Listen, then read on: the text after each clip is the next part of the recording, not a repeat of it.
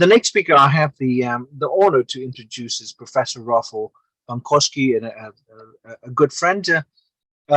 He is a professor of sociology. One of his earliest books was on the spread of fascism in Europe. This was published almost 30 years ago, and he also co-founded and run Never Again Association. But he also is very self-critical as a Polish citizen.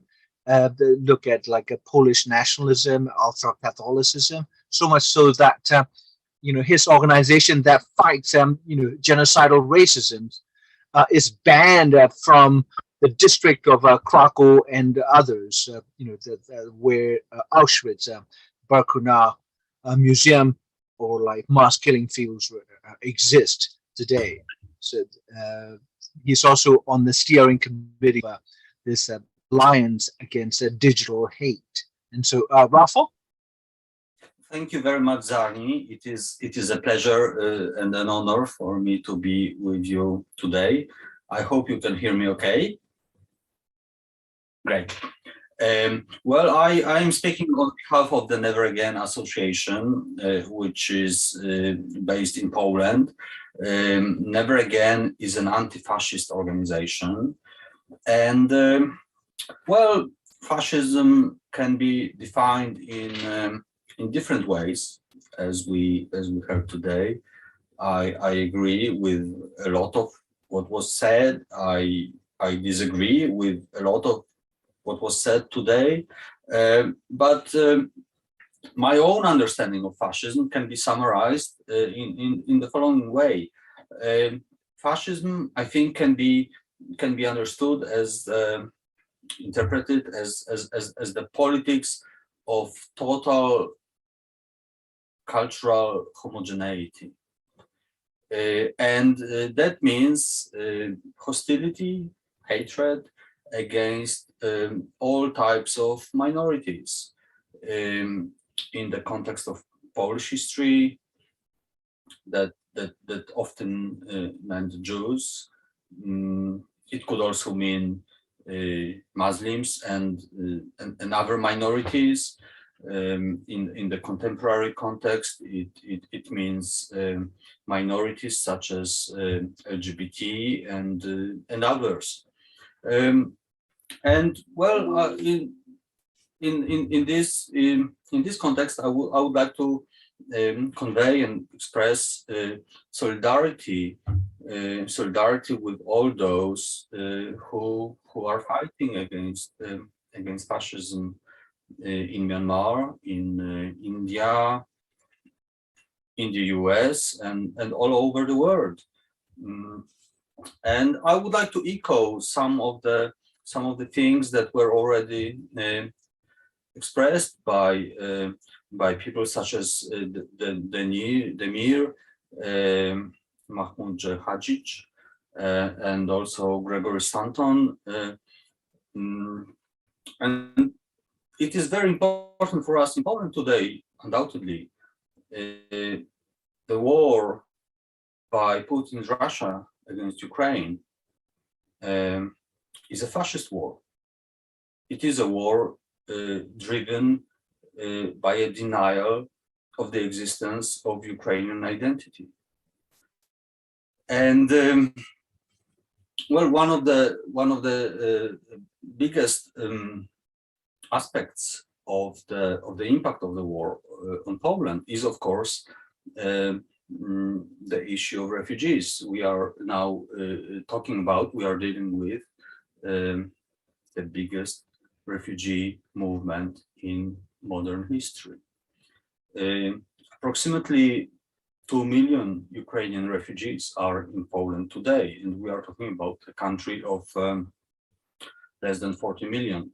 So we are definitely dealing with a challenge on a scale that is unprecedented.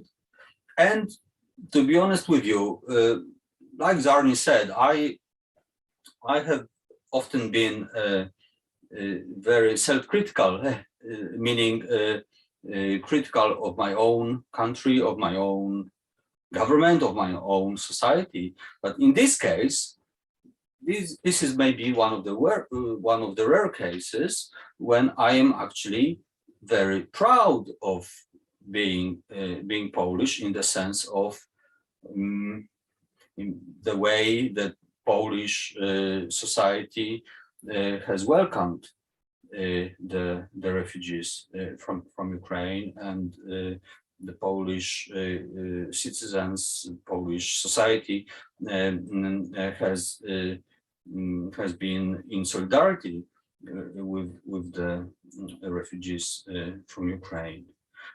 Having said that, of course,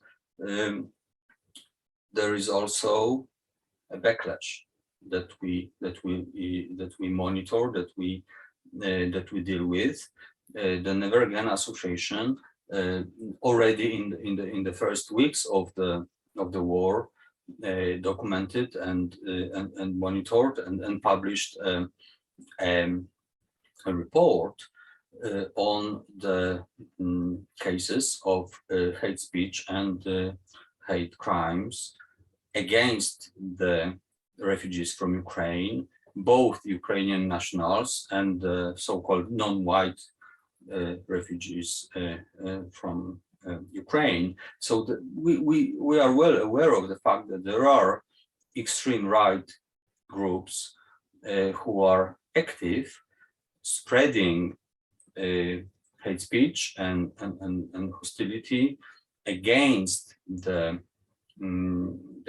refugees, both Ukrainian nationals and non-Ukrainian nationals. And our report is out there, and this is something that we are monitoring also in cooperation with our colleagues from the Get the Trolls Out project internationally.